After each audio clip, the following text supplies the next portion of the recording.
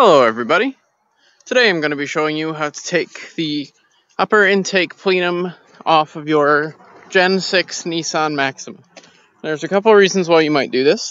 You might need to replace your spark plugs on the opposite bank that you can't get to, or you might have an intake leak, might have to get to something behind there, exhaust manifold, or in my case, you could have a cracked PCV hose like that.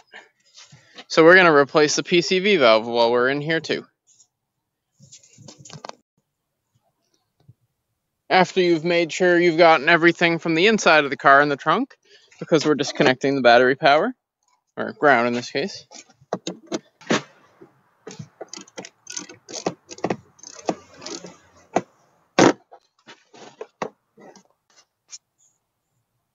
The next thing we're going to do is we're going to completely take off the air cleaner. So we'll start by unhooking the mass airflow sensor right here. Perfect. And we're going to loosen this hose, which conveniently just pops off, just like that. And then you're going to unscrew the bolt here and here.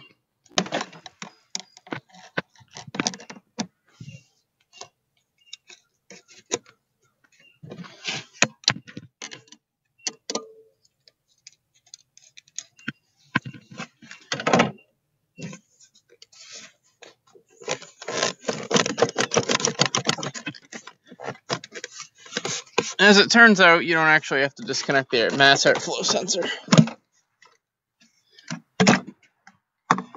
Ta-da! There you go. Put it somewhere safe. Today's theme of the day. The next thing we're going to do is disconnect various electrical connectors, making sure not to lose track of which one is which. Let's start here at the intake manifold runner control plug. Next, we're going to move on down the line to the EGR something or other valve thing. I don't actually know what this is. All I know is it's EGR related. Alright, next, I'm guessing this is the Purge Valve. I actually don't know. Disconnect it. And finally, the throttle body control module.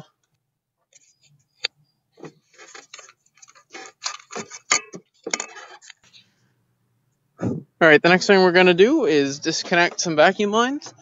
We're going to start here at the manifold control runner control solenoid.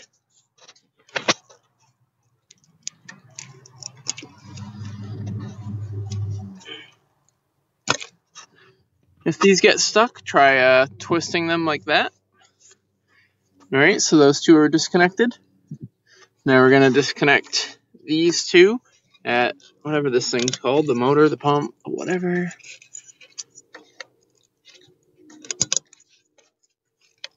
There's one. There we go. Alright. And unclip these from in here. And we're going to leave these attached to the intake manifold. The next thing we're going to do is we're going to buzz off these three components.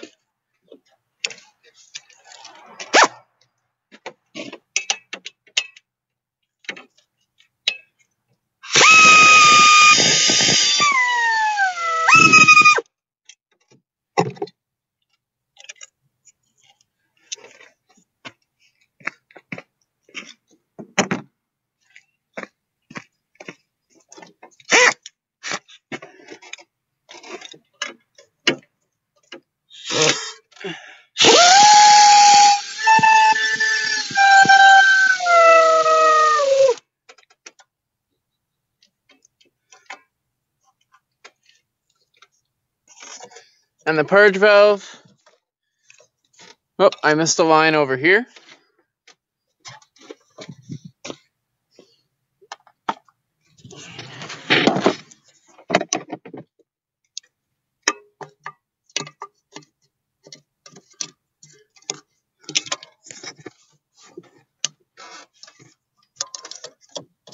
Purge valve, we're just going to let hang over here.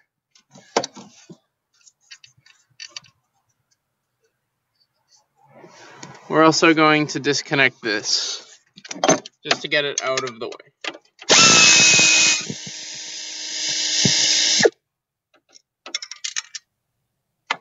Don't drop the bolts.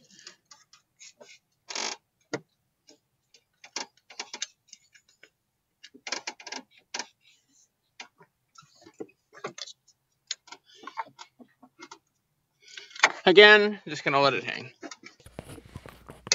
Now unbolt the vacuum.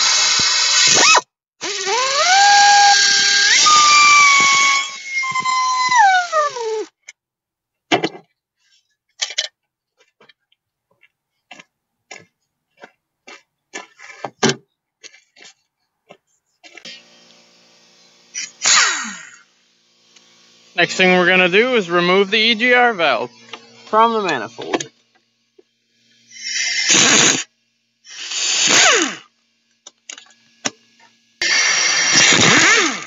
This is as good as I could do with the EGR valve, so we'll gingerly work that over the stud when we get the rest of this off. The next thing we want to do is we want to remove, we have 1, 2, 3, 4, 5 bolts.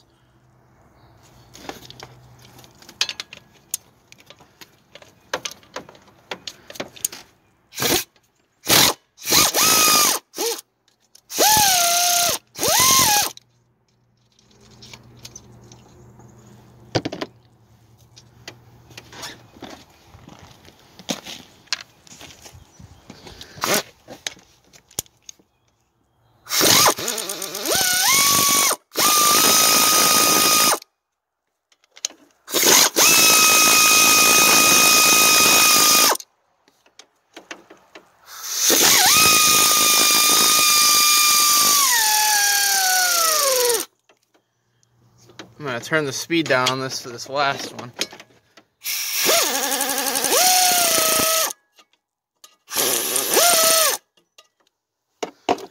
Alright.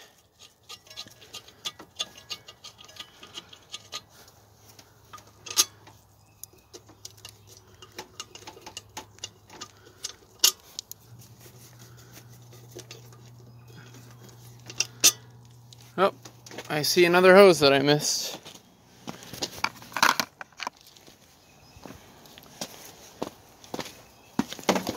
What's that one go to? No. That looks like a cooling line. You also want to remove 2 coolant lines on the back. One you can see back here on the intake, and then the other is right here on the intake. These are a pain. And there's the third one down in there. So I didn't record me pulling the intake manifold, but basically once the 5 bolts are out, all you do is pry up on the intake manifold and get it off of the 2 studs that are holding it down. And then it's off. Alright, we got the new PCV valve. The old one's already out. That guy is located right back here. You can already see where it's missing. So this is an easy one. Just take it, just screw it back in. Doesn't need to be tight. It is plastic threads. If you over tighten it, you will break it, I promise. Screw it on by hand.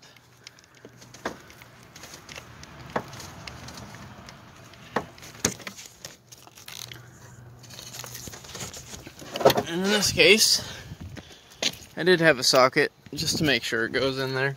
Don't tighten it down with the socket, just tighten it down by hand until it doesn't really push on there anymore. Like that. Don't need to go any further.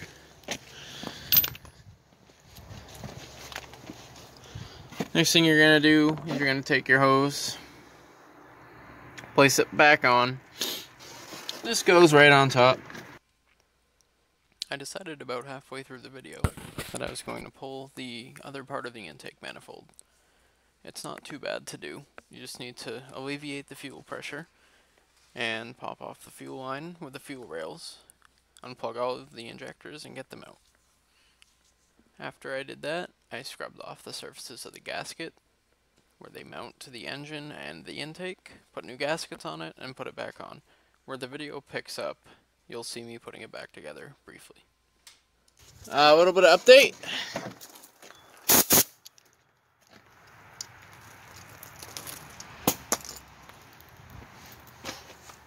I went and pulled off this manifold.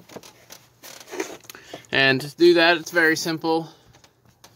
4 nuts on each side, 4 bolts on each side on the ends, and then these are going to be your fuel rail mounts.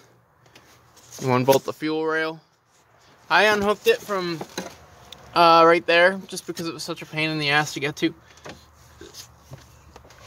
So now we're going to bolt back up the intake manifold, and we'll be right back. Alright, after a slight mishap, we're back, and the intake manifold is now correctly installed in place. So the next thing we're going to do is we're going to place in the plastic inserts for the fuel rails.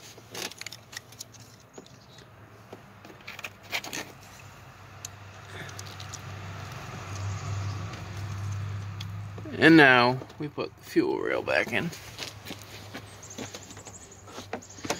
What you want to do first is you want to get it lined up, which I have to do off camera. You have to get it lined up before you press it in. And maybe even start the bolts too. I'll be right back. Alright, fuel rail is in. All bolted back up as it should be. And I've gone ahead and repressurized the system just to make sure that everything's good to go, and it is. So the next thing we're going to do as we get ready to put this intake manifold back on is we're going to reconnect our breather hose from one valve to the other.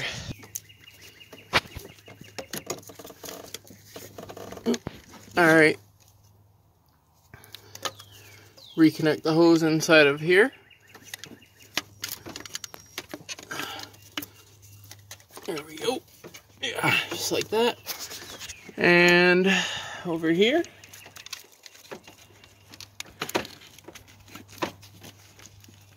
Inside this.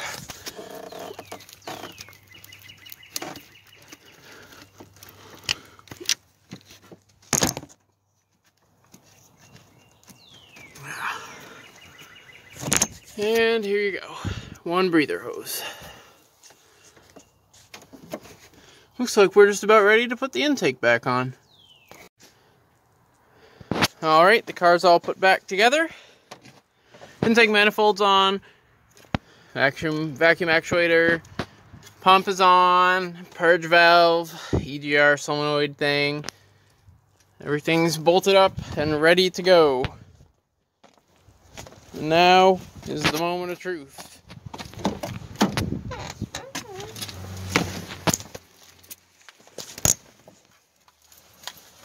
Will it run?